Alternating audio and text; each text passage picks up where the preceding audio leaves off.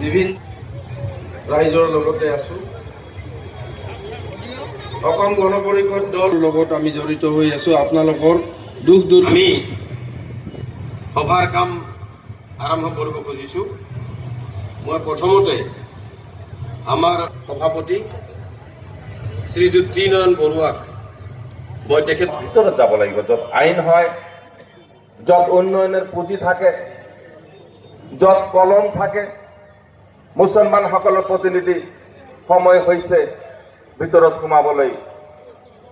আমাৰ option AGP, গতিকে মোৰ মা আমাৰ দলৰ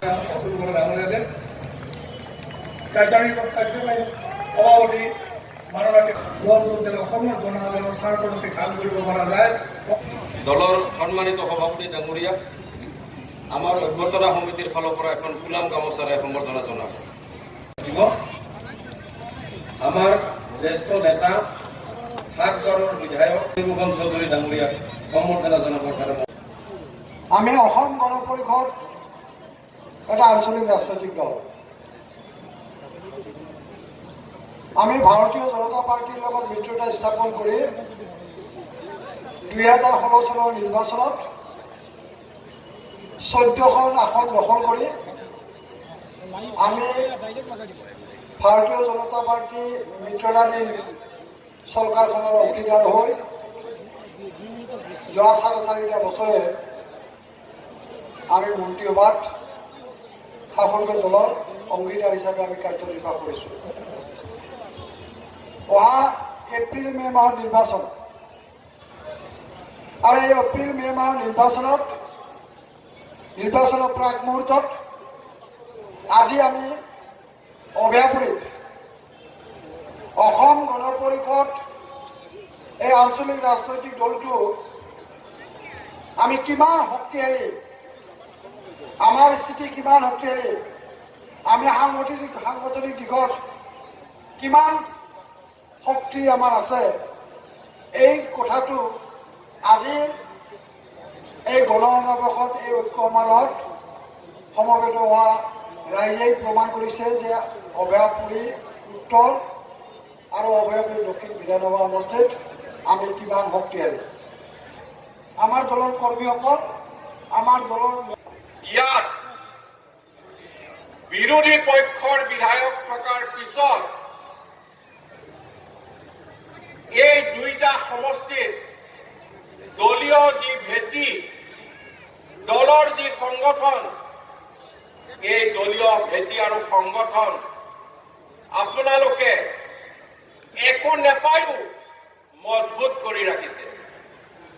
ই অসম গণ পৰিষদ দলৰ বাবে আজিৰ দিনটোত এটা ডাঙৰ সম্পদ, য'ত আমি বহু প্ৰত্যাহ্বানৰ সন্মুখীন হৈছো। ভিতৰে বাহিৰে নতুন জাতীয়তাবাদে, ইফালে কংগ্ৰেছ, ইফালে UDF আৰু অন্যান্য সকলোৰে পৰা অহা যি প্ৰত্যাহ্বান, এই প্ৰত্যাহ্বান আপোনালোকে নেওচি আজিৰ দিনটোত ইয়াত এতিয়ালৈকে যিমানখিনি আমাৰ জাতীয় ঐক্য সমাৰোহ হ'ল, সকলো জাতীয় ঐক্য সমাৰোহৰ ভিতৰত এইখন এখন উল্লেখযোগ্য জাতীয় ঐক্য সমাৰোহ, য'ত প্ৰকৃততে আমাৰ সকলো জাতি জনগোষ্ঠী একত্ৰিত কৰাই আপোনালোকে ইয়াত আপোনালোকৰ শক্তি প্ৰদৰ্শন কৰিলে। আজি এইটোৱেই নহয়, আপোনালোকে অহা নিৰ্বাচনৰ কাৰণে সকলো প্ৰস্তুতি আৰম্ভ কৰক। মিত্ৰ শক্তিৰ লগত, মিত্ৰজোঁটৰ লগত আমাৰ এই দুটা সমষ্টি যোৱাবাৰ আমি ইয়াত প্ৰতিদ্বন্দ্বিতা কৰিছো। গতিকে অসম গণ পৰিষদৰ দলৰ লগত এই দুইটা সমষ্টি আছে। সেইকাৰণে আমাৰ আজিৰ দিনটোত যদি বিশ্বাস আছে, আপোনালোকে অসম গণ পৰিষদ দলৰ ওপৰত আপোনালোকে বিশ্বাস ৰাখক, আস্থা ৰাখক। আমি সকলো ধৰ্মীয় সংখ্যালঘুক অসম গণ পৰিষদ দলে সম্পূৰ্ণ নিৰাপত্তা দিম। যি নিৰাপত্তা UDF-এ দিব নোৱাৰে, যি নিৰাপত্তা কংগ্ৰেছে দিব নোৱাৰে, কোনেও দিব নোৱাৰে, সেই নিৰাপত্তা কেৱল অসম গণ পৰিষদ দলে দিব পাৰিব যে মই সম্পূৰ্ণ নিৰাপদ অসম গণ পৰিষদ দলৰ লগত সংখ্যালঘু সম্প্ৰদায়ৰ সকলো লোক এইটো নিশ্চিত থাকক। আৰু এটা কথা কৈ যাব লাগিব, অকণমান আগতে আমাৰ ফণিদাই কৈ গৈছে, ফণীভূষণ চৌধুৰী ডাঙৰীয়াই তেখেতে কৈ গৈছে যে অহাবাৰ চৰকাৰ অসম গণ পৰিষদ বিজেপিৰ মিত্ৰজোঁটৰ। গতিকে বিজেপি মিত্ৰজোঁটৰ অসম গণ পৰিষদ এক শক্তিশালী পাৰ্টনাৰ আৰু শক্তিশালী বন্ধু, শক্তিশালী মিত্ৰ হিচাপে থাকিব। অহাবাৰ কোনো পধ্যে কোনো কাৰণে কেতিয়াও ইয়াত আৰু কংগ্ৰেছ UDF-ৰ চৰকাৰ নহয়, এইটো আপোনালোকে নিশ্চিত থাকক। এইটো এইবাৰ মনৰ পৰা আঁতৰাই দিয়ক। পিছত কি হ'ব মই নাজানো, অহাবাৰ নোহোৱাটো নিশ্চিত, সকলো ফালৰ পৰা নিশ্চিত। সকলো সমীক্ষাই কৈছে কোনো ধৰণে তেওঁলোকৰ আৰু চৰকাৰ নহয়। গতিকে চৰকাৰ হ'ব মিত্ৰজোঁটৰ চৰকাৰত আমি সকলো থাকিব লাগিব, সংখ্যালঘু সংখ্যাগুৰু সকলোখিনি থাকিব লাগিব। আৰু আমি সকলোখিনি থাকি এই অসম গণ পৰিষদ থকা এই বিজেপি মিত্ৰজোঁটৰ যি চৰকাৰ হ'ব, এই চৰকাৰত আমি অংশীদাৰ হ'ব লাগিব। গতিকে শক্তিশালী অংশীদাৰ হ'ব লাগিব, শক্তিশালী মিত্ৰ হ'ব লাগিব, শক্তিশালী বন্ধু হ'ব লাগিব। আৰু আমি ক'ব পৰা অৱস্থাত নাই তেখেতসকলে কাক আশ্ৰয় লৈ ৰাজনীতি কৰিবলৈ বিচাৰিছে। আমাৰ স্পষ্ট কথা, অসম গণ পৰিষদ আঞ্চলিক দলে এতিয়া নহয়, 2001 চনতে বিজেপিৰ লগত মিত্ৰতা কৰিছিল, মাজে মাজে কৰিছে, মাজে মাজে নাই কৰা। এতিয়া আমাৰ স্পষ্ট কথা যে আমি বিজেপিৰ লগত মিত্ৰতা কৰিছো আৰু মিত্ৰতা কৰোঁতে আঞ্চলিকতাবাদৰ কোনো চৰ্তত আমি আপোচ কৰা নাই, কোনো আপোচ নকৰাকে এই মিত্ৰতা কৰিছো। আৰু তেওঁলোকে কোনখন চৰকাৰৰ মুখলৈ চাই আছে যে কংগ্ৰেছ UDF-এ মিত্ৰতা কৰিব, তাত বিধায়ক জিকিব আৰু সেইখন চৰকাৰত সেই আঞ্চলিক শক্তি থাকিব। তেওঁলোকেতো নিজে চৰকাৰ গঠন কৰিব নোৱাৰে, নিজে কৰবাত জিকিব পাৰিব, সেইটো এতিয়া আমি আজি কৈ দিব পৰা অৱস্থাত নাই। কিন্তু সেই আমাৰ বিৰোধী শক্তিটোক অস্ত্ৰই সেই আঞ্চলিকতাবাদীসকলে দিবলৈ কিয় বিচাৰিছে, তাৰ অন্তৰালত কি আছে? গতিকে সেই কাম সমূলাংশে যাতে আমি হ'বলৈ দিব নোৱাৰো, এইখিনি কথা আমি প্ৰত্যেকজনে নিশ্চিত হ'ব লাগিব যে তেনে অভিপ্ৰায় পূৰণ কৰিবলৈ আমি নিদিওঁ, কংগ্ৰেছকো নিদিওঁ, UDF-কো নিদিওঁ, আৰু নতুনকৈ যিসকলে মূৰ দাঙি উঠিছে তেওঁলোককো আমি সেই অভিপ্ৰায় পূৰণ হ'বলৈ নিদিওঁ। অসম গণ পৰিষদ জিন্দাবাদ, অসম গণ পৰিষদ জিন্দাবাদ। ধন্যবাদ। সম্পাদক ভূপেন ৰয় ডাঙৰীয়া। দলৰ অক্টোবৰ মাহৰ পৰা আমি ৰাজ্যখনৰ বিভিন্ন ঠাইলৈ গৈছো আৰু যলৈকে গৈছো অভূতপূৰ্ব আমি সঁহাৰি লাভ কৰিছো। আৰু ইয়াত লুকাই থকা নাই, ইয়াত সকলোৱে দেখিছে। আৰু তথাপি একাংশ চকু চৰহাই এইখিনি নেদেখে। অসম গণ পৰিষদৰ পৰা মানুহ গৈছে বোলে বেলেগত যোগদান কৰিছে। অসম গণ পৰিষদ দলৰ ওপৰত বোলে মানুহৰ ভৰসা নাই। সেইবিলাক হৈছে কুকুৰিকণা নহয়। আমাৰ সভাবিলাক দিনতহে হৈছে। এইবিলাক দিনত নেদেখা মানুহবিলাকক কি কয় মই নাজানো। ৰাতি যিবিলাকে দিনত দেখে ৰাতি নেদেখে সেইসকলক কুকুৰিকণা বুলি কোৱা হয়, হয়নে? আমাৰ সাহস বাঢ়িছে, আমাৰ কাম কৰাৰ উদ্যম বাঢ়িছে, কাৰণ ৰাইজৰ শক্তি আমাৰ শক্তি, ৰাইজেই আমাৰ শক্তি।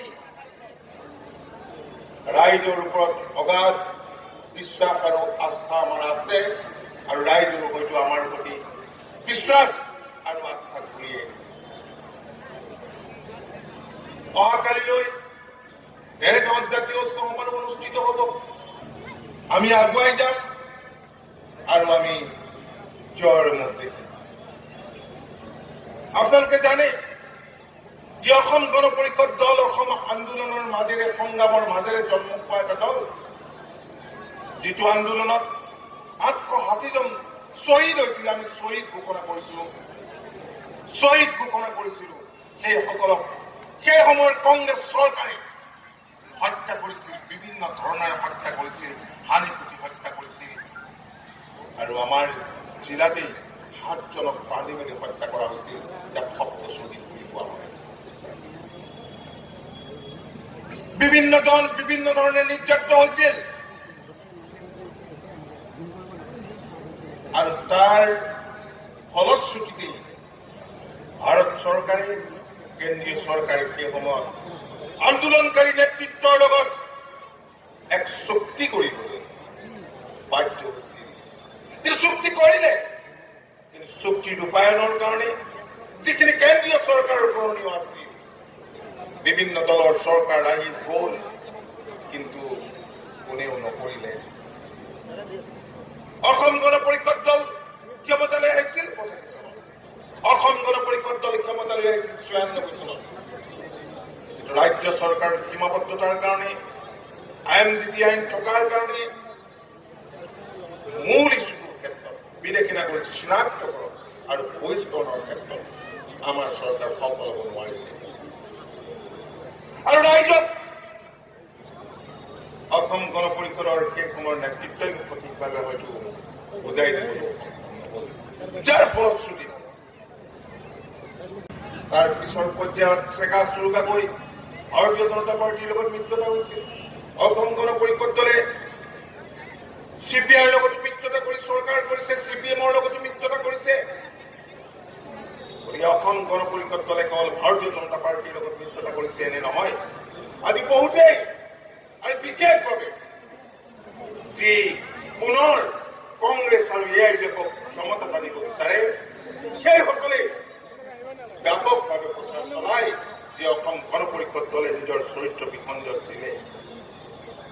ৰাইজ অসম গণ পৰিষদ দল এটা ধৰ্ম নিৰপেক্ষ দল, এটা সাৰ্বজনীন দল, আৰু সেই যিটো চৰিত্ৰ, ধৰ্ম নিৰপেক্ষ চৰিত্ৰ, এই ধৰ্ম নিৰপেক্ষ চৰিত্ৰত আমি আচুৰ লাগিবলৈ আমি নিদিওঁ আৰু নিদো। আপোনালোকে প্ৰত্যেকে হাতে হাতে আঁতৰি লৈ বদৰুদ্দিনৰ এই তলাচমি ভাঙিবলৈ আপোনালোক ভাবিব। বদৰুদ্দিনৰ তলাচমি আপোনালোকে ভাঙিব লাগিব। কংগ্ৰেছৰ কটা হাতখন আপোনালোকে দলিয়াই দিব লাগিব। কংগ্ৰেছৰ কটা হাত দলিয়াই দিব লাগিব।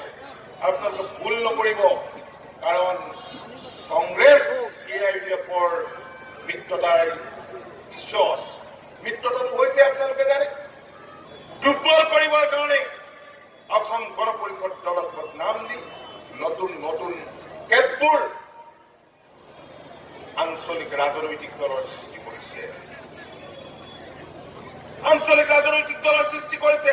আৰু বদৰুদ্দিন আজমল চাহাবে নিজে কৈছে, আপোনালোকে শুনিছে, মুকলিকে কৈছে, লুকাই চুৰ কৰি কোৱা নাই যে এই নতুন দলবোৰ খুলিবৰ কাৰণে মই পইচা দিব লাগে। গতিকে কি লুকাই থাকিল কথা? ৰাইজে বুজিবলৈ বাকী থাকিল নে কোনে এই দলবিলাক সৃষ্টি কৰিছে, কাৰ স্বাৰ্থত সৃষ্টি কৰিছে? আৰু মই দেখিছো এই দলবিলাকৰ মুখত দিনত মুদ্ৰাবাদ আৰু ৰাতি হলে সুবিধাবাদ। তেওঁলোকৰ দৃষ্টিত কোনো আঞ্চলিকতাবাদ নাই, কেৱল আছে সুবিধাবাদ। কিন্তু লাভ নহব। অসমৰ জনসাধাৰণে ইতিমধ্যে বুজি উঠিছে। বঞ্চিত হৈছে কোন? ধৰ্মৰ নামত যিসকলে ৰাজনীতি কৰি কৰি মানুহখিনিক বঞ্চিত কৰি ৰাখিছে, ধৰ্মৰ নামত ভেদাভেদ সৃষ্টি কৰি মানুহক বঞ্চিত কৰি ৰাখিছে, সেই মানুহখিনি আজি কি অৱস্থাত আছে? সেই মানুহখিনিৰ কাৰণে ওচৰ এলেকাৰ মানুহৰ কাৰণে কি কৰিছে? নামনি অসমীয়া ধৰ্মীয় সংখ্যালঘুসকলৰ কাৰণে তেওঁ কি কৰিলে? না তাত ভাল স্কুল আছে, নে ভাল মহাবিদ্যালয় আছে, নে ভাল চিকিৎসালয় আছে?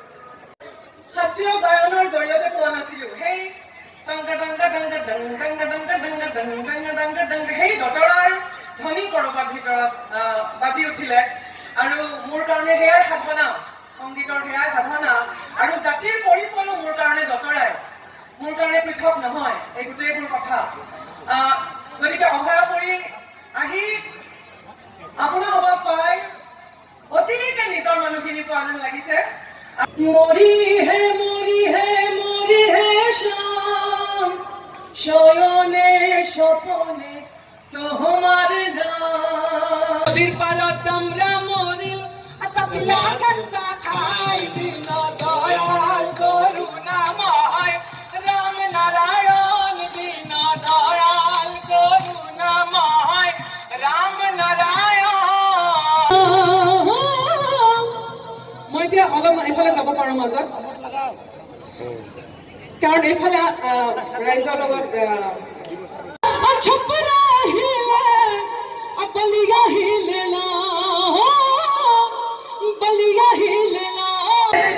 গুরু আমারে লুকায়া সাথে কানে দা লুকায়া সাথে কানে দা মনি কুটোর ভিতরে অন্তর গুরু আমারে হয়তো যোগে ধ্যান অন্তর গাও লগর হয়তো যোগে ধ্যান অন্তর গুরু আমারে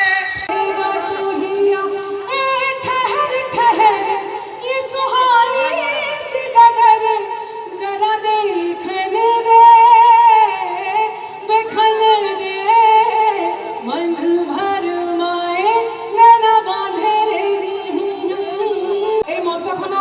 আৰু ভালদৰে উৎসৱ মুখৰ পৰিৱেশত আহিব পাৰোঁ সেই দায়িত্বটো আপোনালোকৰ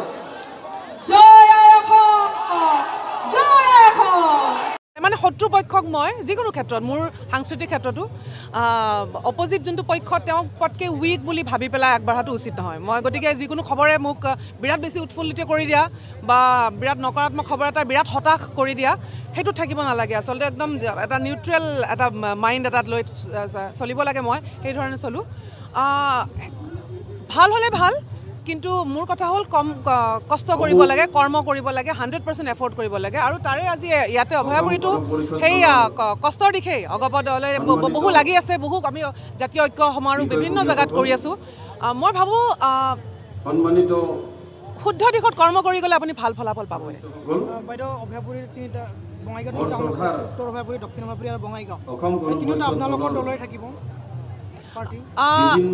এতিয়ালৈকে আচলতে ক'ত কোন প্ৰাৰ্থী থাকিব সেইখিনি কথা আমি ক'ব পৰা অৱস্থাত নাই বা মই ভাবোঁ আমাৰ মাননীয় নেতৃবৰ্গ অতুল বৰা ডাঙৰীয়া কেশৱ মহন্ত ডাঙৰীয়া বা আমাৰ ফণীভূষণ চৌধুৰী দাদা তেওঁলোকে যিহেতু মিত্ৰজোঁটৰ চৰকাৰখন আছে গতিকে ইয়াত ভাৰতীয় জনতা পাৰ্টীৰ লগতো বহি ভালকৈ তেওঁলোকে ডিছকাছ কৰি এই কথাখিনি আপোনালোকৰ সন্মুখত ৰাখিব অসম জাতীয় পৰিষদ আৰু ৰাজ্যৰ দল দুটা দল আহিছে হয় হয় তেওঁলোকে আপোনালোকৰ কিছু প্ৰত্যাহ্বান আনিব নেকি প্ৰত্যাহ্বানটো থাকিবই যিহেতু বেলেগ বেলেগ দল আছে বেলেগ বেলেগ বিচাৰধাৰা এইটো আচলতে আদৰ্শৰ মোৰ ভাবোঁ মই আদৰ্শৰ সংঘৰ্ষ কিন্তু আঞ্চলিক দল হিচাপে দুয়োটি দললৈ মোৰ ফালৰ পৰা ব্যক্তিগতভাৱে মোৰ শুভেচ্ছা আছে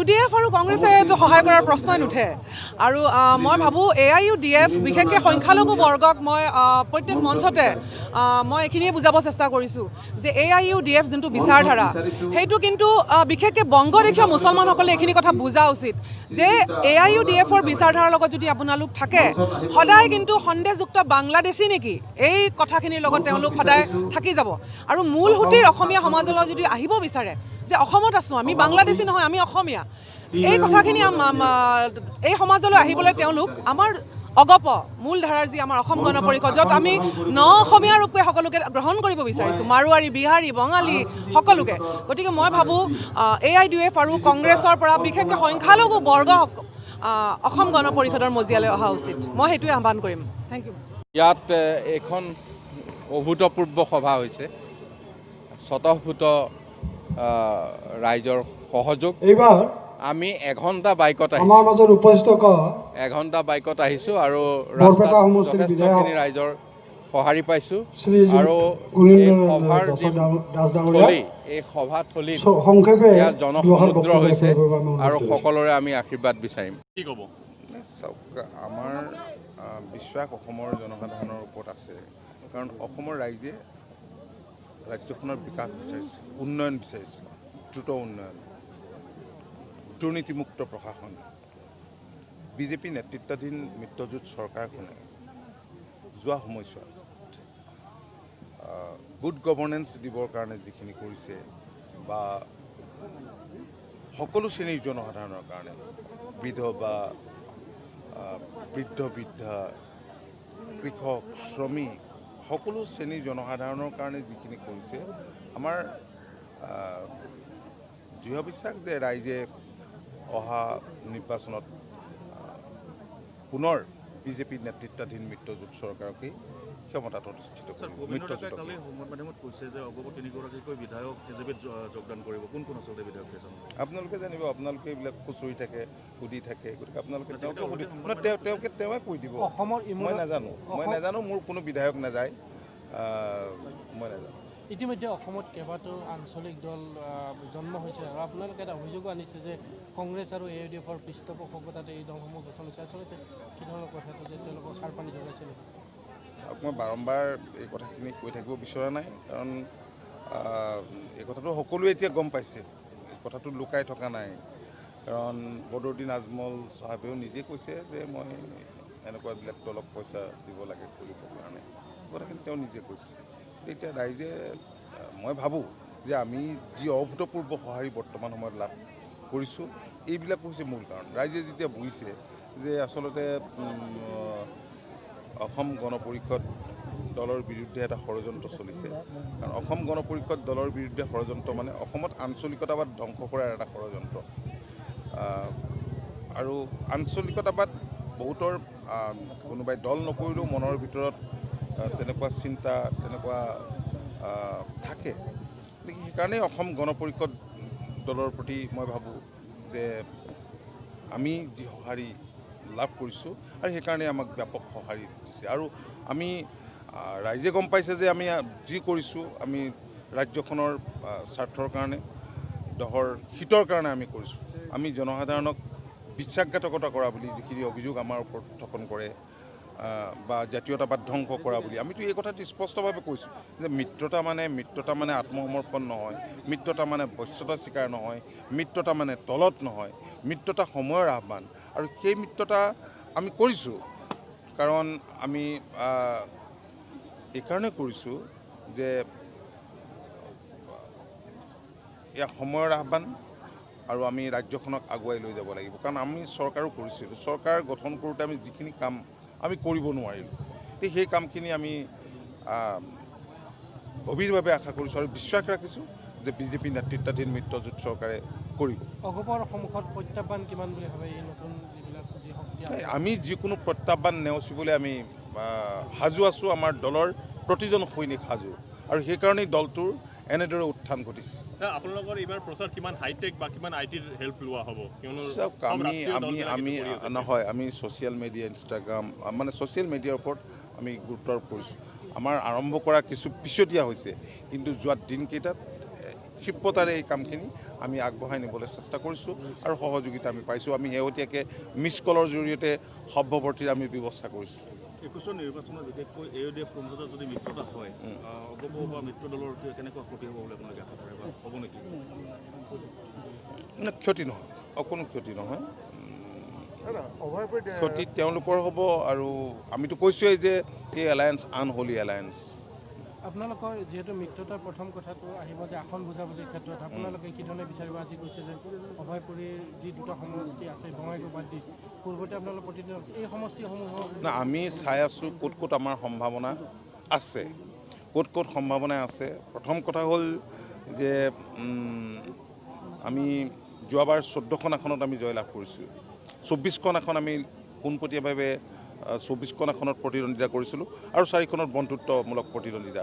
কিন্তু যোৱাবাৰতকৈ এইবাৰ ৰাইজৰ সঁহাৰি আমাৰ প্ৰতি, ৰাইজৰ সহযোগিতা কিন্তু বেছি। গতিকে সেই হিচাপে আমি কথাবিলাক ভাবিম আৰু ক'ত ক'ত আমাৰ সম্ভাৱনা বেছি উজ্জ্বল সেইখিনি আমি ছাৰ্ভেও কৰাইছোঁ। আমি ভালকৈ পৰ্যবেক্ষণ কৰি পৰ্যালোচনাৰ অন্তত আমি সিদ্ধান্ত ল'ম। 14ৰ পৰা কেইটা হ'ব বুলি ভাবিছে এইবাৰ এছেম্বলিত? বেছি হ'ব, মই আজিৰ দিনটো নকওঁ। ইতিমধ্যে ক'লে 20 বা 25 মিনিমাম। মই সংখ্যা নকওঁ, আৰু তেখেত দলৰ জ্যেষ্ঠ নেতা তেখেতে কৈছে, আৰু হয় তেখেতৰ নিজস্ব এটা কিবা তথ্যৰ ভিত্তিতে কৈছে। দলৰ এগৰাকী জ্যেষ্ঠ নেতা 7বাৰ কৈ তেওঁ বঙাইগাঁও সমষ্টিৰ পৰা জিকিছে, তেওঁ পৰ্যবেক্ষণ অশুদ্ধ নিশ্চয় নহ'ব। সংখ্যালঘু ভোটাৰৰ ক্ষেত্ৰত বিজেপিয়ে ইতিমধ্যে স্পষ্টকৈ কৈছে যে সংখ্যালঘুৰ ভোট তেওঁলোকক নালাগে। আপোনালোকে বিজেপিৰ সৈতে মিত্ৰতা মইতো সেই কথাখিনি মোৰ বক্তব্যত দেখোন মোৰ বক্তব্যত মই কথাখিনিতো স্পষ্টকৈ কৈছোঁ, নতুনকৈ ক'বলগীয়া আছে বুলি মই আৰু ভবা নাই। কাৰণ আমাৰ ৰাজ্যখনত ইয়াত ধৰ্মীয় সংখ্যালঘু আছে, ভাষিক সংখ্যালঘু আছে, বিভিন্ন জাতি জনজাতি জনগোষ্ঠীৰ লোক আছে। গতিকে আমি এনেকুৱা এখন অসম বিচাৰোঁ য'ত সকলোৰে সমমৰ্যাদা থাকিব, সমান অধিকাৰ থাকিব। Thank U.